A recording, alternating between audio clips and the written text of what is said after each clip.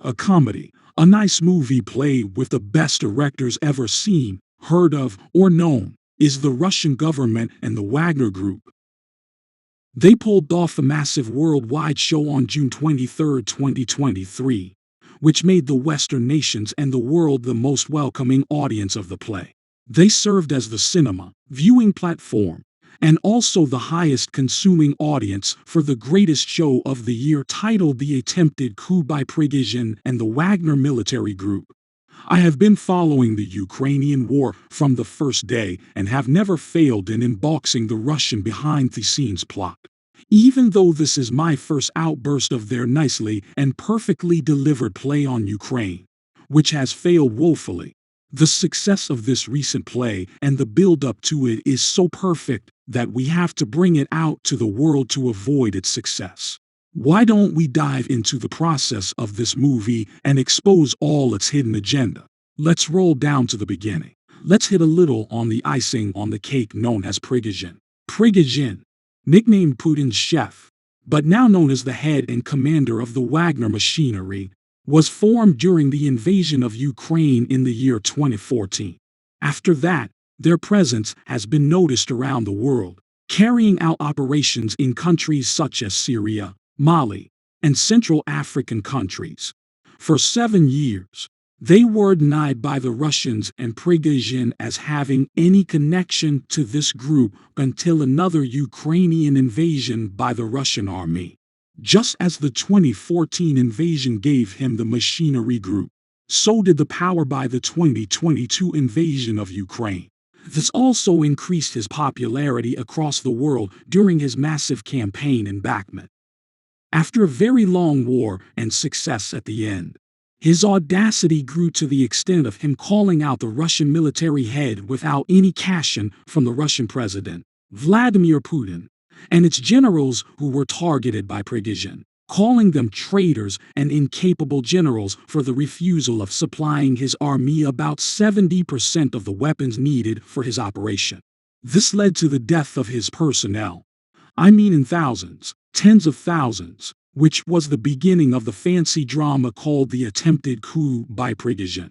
As you all know, in the West, all generals have the right to question the head of defense if mismanagement is affecting its force and causing mass deaths of its troops.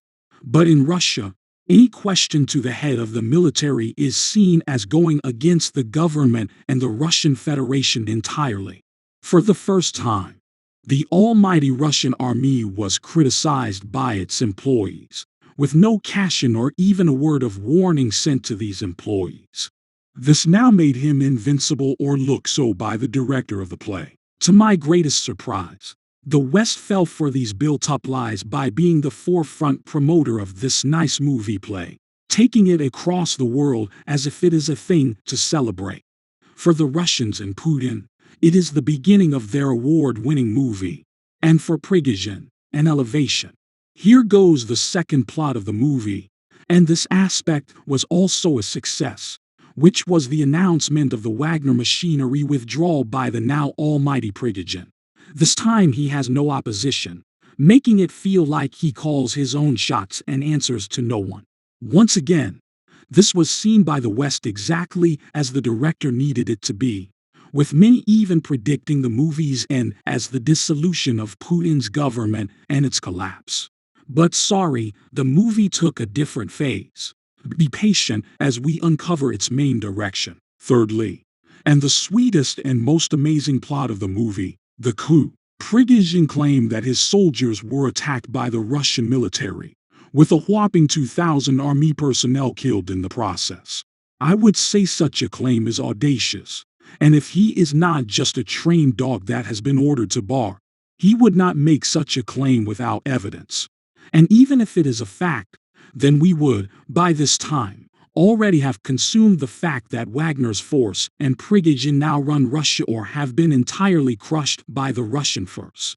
That's what we call a real coup scenario. Not one where the one making the move has to make an announcement that he is coming to die.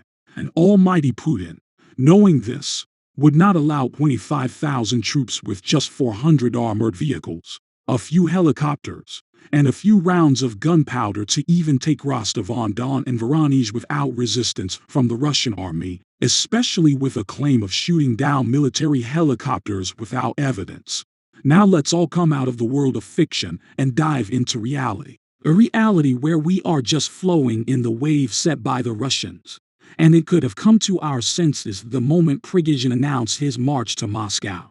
And if that is not enough to let us understand the magnitude of this drama as a diversion to draw out our attention from the real plot, which is to send troops to the Ukrainian border without any awareness from the West and Ukraine, then we should have straightened up when negotiations were carried out by the Belarusian president.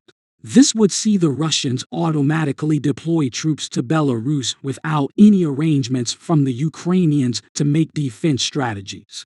To me, that is the direction of the storyline and the last action of this massive joke of a coup and drama.